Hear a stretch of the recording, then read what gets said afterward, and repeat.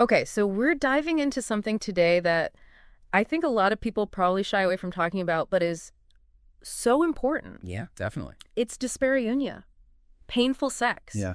and how it all ties into your vaginal health. We've gone through all the information you sent, Yeah. all those sources, Yes. and pulled out, I think, the most important thing. So, think of this as your shortcut Exactly. to understanding all of this. Yeah, and it's not something to just kind of like brush under the rug. Right. You know, this is something that affects so many people. Yeah.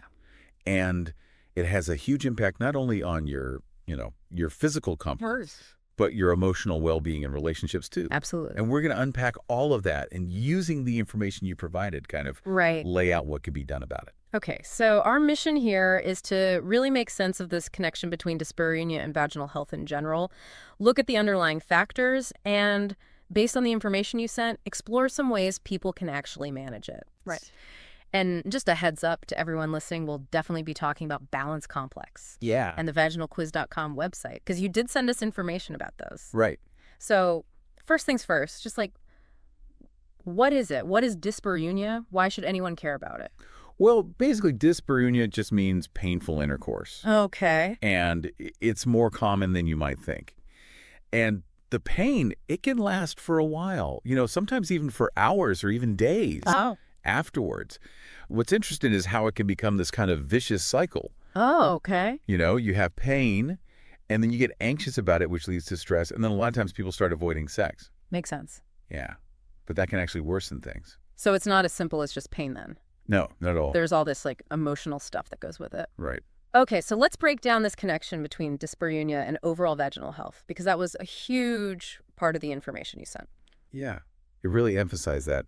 Think of dyspareunia as a sign, an indicator light Oh, I like that. that something might be off in the vaginal environment. Got it. In a healthy vagina, you have this ecosystem. It's like a garden Oh.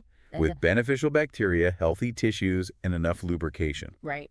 When that balance gets disrupted, that's when you're more likely to have painful sex. So you're saying if we take care of our vaginal health, we can lessen the pain. Exactly. It's all about addressing those root causes and getting things back in balance. So let's talk about those root causes, because there were a few big ones. Yes. And the first one in the information was all about the vaginal microbiome.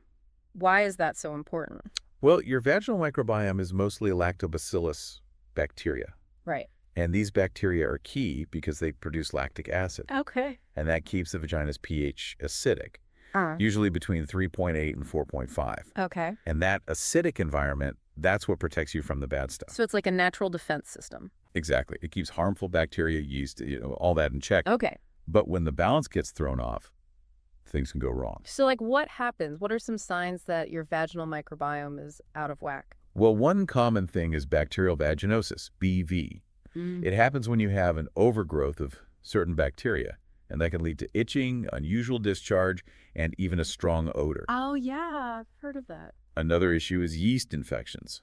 That's when Candida fungus overgrows, causing burning, discomfort, and pain during sex. Right. And, when your microbiome is off, it can make you more susceptible to urinary tract infections or UTIs too, because that protective barrier is weakened. Oh, wow. I didn't realize it was all connected like that. Yeah, it all ties together. And the important takeaway here is that these imbalances can make your vaginal tissues more sensitive, which can definitely lead to dyspareunia. Okay, that makes sense. So we've got the microbiome, but the information also mentions inflammation and irritation as a big factor. Yes, inflammation is actually a major player when it comes to painful sex. It's basically your body's response to some kind of trigger. Okay. And those triggers, they can be all sorts of things: infections, allergic reactions, dryness, even just a little trauma. Right. And the problem is that when you have this constant irritation, it can weaken the vaginal lining, making it more prone to pain during sex. So even just normal touch can be uncomfortable. Exactly. The inflammation itself causes that heightened sensitivity. Wow. Okay, so we've got microbiome issues and inflammation. Right. The information also mentioned hormonal changes, specifically lower estrogen levels. Yes. How does that play into all this? Well, low estrogen, which is common during menopause, breastfeeding, or postpartum, can lead to something called atrophic vaginitis. Okay. Basically, the vaginal tissues get thinner, drier, and less elastic.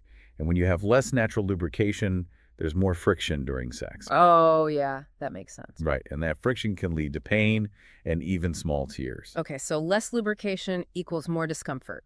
That's exactly. Okay, what about pelvic floor tension? That was another big thing in the information. Pelvic floor tension, yeah, that's something that often gets overlooked, but it can be a huge contributor to dyspareunia. You see, your pelvic floor muscles, they support your pelvic organs. Right.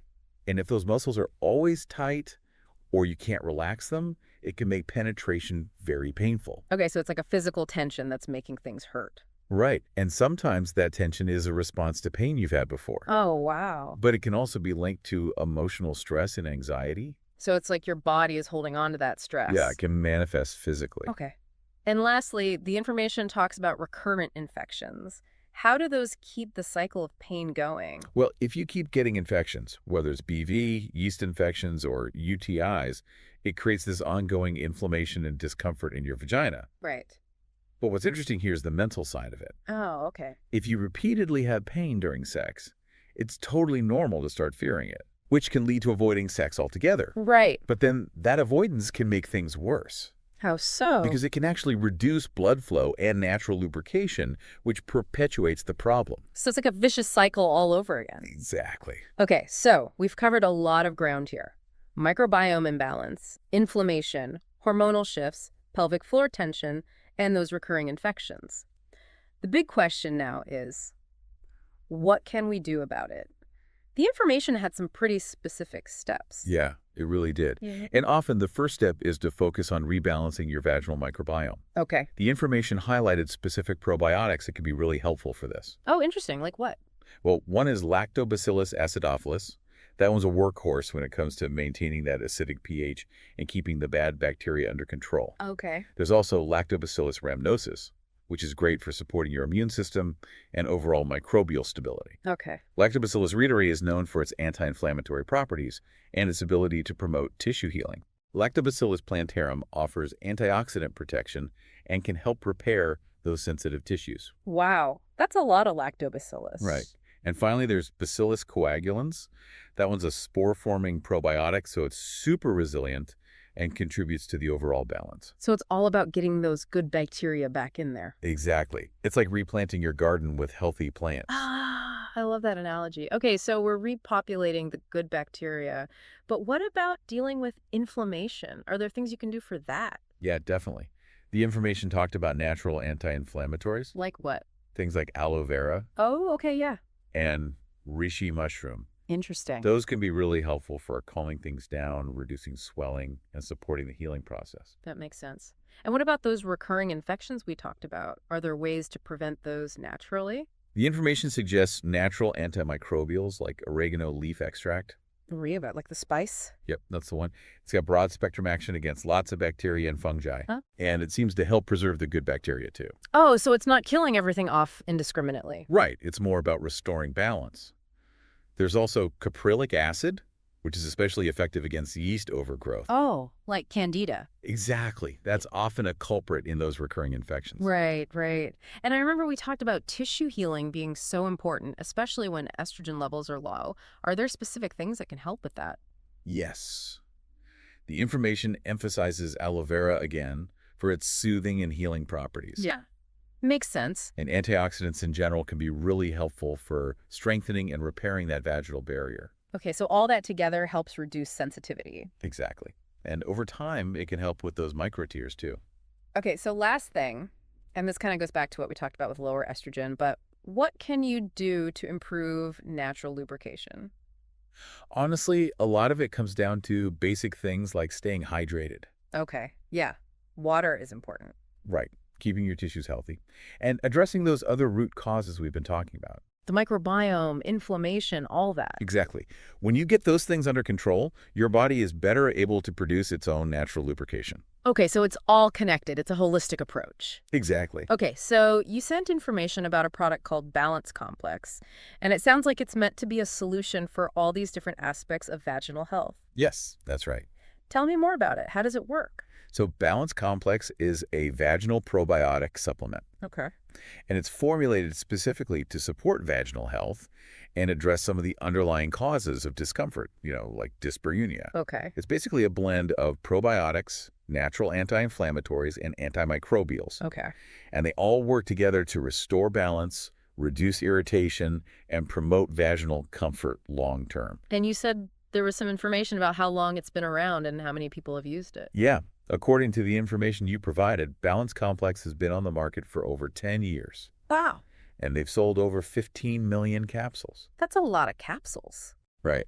It also says they got a really potent dose of probiotics, like 100 billion CFUs per gram. Okay. And it includes cranberry and demonose, which are often used for urinary tract health. Right. For UTIs. Exactly. They also mentioned a ton of positive reviews. They had over 17,800 five-star reviews on Amazon. Wow, that's impressive. Yeah, and they really emphasize that it's got a 17-strain blend. 17. Yeah, which is designed to target odor, itching, discharge, Okay. all that.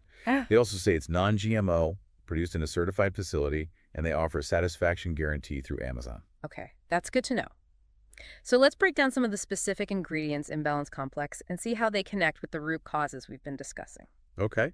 So first, they have their vaginal probiotic blend, and I think you said that was the one with the 100 billion CFUs. Yeah, that's the one. It's got a lot of those beneficial lactobacillus strains we talked about earlier. Oh, right. Lactobacillus acidophilus, L. rhamnosus, L. reuteri, L. plantarum. It's all about maintaining the right pH, keeping bad bacteria in check, supporting your immune system, reducing inflammation, and helping those tissues heal. Okay, got it. And then they also have bacillus coagulans in there for that extra resilience. Right, right. What about the cranberry and demonose blend? What does that do? So that's specifically for preventing harmful bacteria from sticking to the lining of your urinary tract and vagina. Okay. It's a way to reduce the risk of UTIs. Makes sense. And what about those natural antimicrobials we talked about earlier? Does Balance Complex have those? Yes, it does. It's got oregano leaf extract, Okay. which has those antimicrobial properties that can work against bacteria and fungi. Right.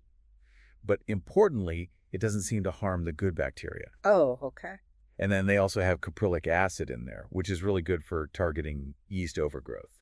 Okay, so that's for the candida. Exactly. Okay, I also remember you talking about those bacterial biofilms. Oh, yes. Does Balance Complex do anything to address those? Yeah, they actually include protease and cellulose. What are those? Those are enzymes that can break down those biofilms. The ones created by the bad bacteria. Yeah, exactly. It's like they clear the way for the good bacteria to do their job. Oh, okay. So it's kind of like a 1-2 punch. Exactly. Okay, and what about ingredients for soothing inflammation and helping with that healing process? So they have aloe vera leaf in there, which is great for its soothing and anti-inflammatory properties. Right, for those tiny tears and stuff. Exactly. And it helps with healing, too. They also include arabinogalactan, which could help boost your immune defenses. Okay. Anise seed, which has anti-inflammatory and antimicrobial benefits. Wow, it's like they thought of everything. Right. They also have black walnut hulls, which are antifungal and antibacterial. Okay. Wormwood to support immune resilience and microbial balance. Okay. And even reishi mushroom. Reishi mushroom, like the kind people use for immune support. Yeah, exactly. It could help reduce inflammation, promote tissue repair, and enhance your immune function. So it's like they're trying to address all these things we've talked about with one formula. Yeah, it seems that way. Okay, so besides Balance Complex, are there any other tips you can give based on the information you received for managing dyspareunia? Just like practical things people can do? Absolutely. Using lubricants is huge. No, right. Make sure they're water-based, hypoallergenic, gentle. Got it. That can really help with the friction. Pelvic floor relaxation techniques can be helpful too. Okay, how do you do that? You might want to work with a physical therapist who specializes in that. Okay. It can help release that tension that's contributing to the pain. And then being mindful of your vaginal care. Okay. Using unscented hypoallergenic washes. Okay. Avoiding harsh products. Oh, got it. That can really help prevent irritation. And then managing stress in general. Oh, yeah. Stress affects everything. Right. Whether it's mindfulness, yoga, deep breathing, whatever works for you. Right. That can help reduce tension and inflammation throughout your body. And of course, staying hydrated is super important for tissue health and lubrication. So it's all those basic things, but they really do matter. They really do. Okay, and then finally, you sent some information about vaginalquiz.com. Yeah. What's that all about? So vaginalquiz.com is a quick online quiz, and it's designed to give women a personalized analysis of their vaginal health. Okay. It takes like 2 minutes. And the idea is to help you understand if you're experiencing discomfort, dryness, odor, any of that stuff, if it might be related to things like your hormones, your diet, stress, or the products you're using. So it's like a way to figure out what's going on without having to do a ton of research yourself. Exactly. After you take the quiz, it gives you a customized breakdown of your vaginal health, any potential imbalances you might have, and suggestions from experts that are tailored to your specific symptoms and lifestyle. Oh, wow. That's cool. Yeah, it even mentions that it might be able to match you with supplements or lifestyle changes that could help you. So it's kind of like a starting point for getting your vaginal health back on track. Right. It's a way to get a better handle on things without needing to immediately see a doctor or spend hours searching online. That's awesome. I'll have to check it out. Yeah, the information encourages everyone to go to vaginalquiz.com and see what it's all about. Okay, so as we wrap up, what's the most important thing you want people to take away from this conversation about dyspareunia and vaginal health?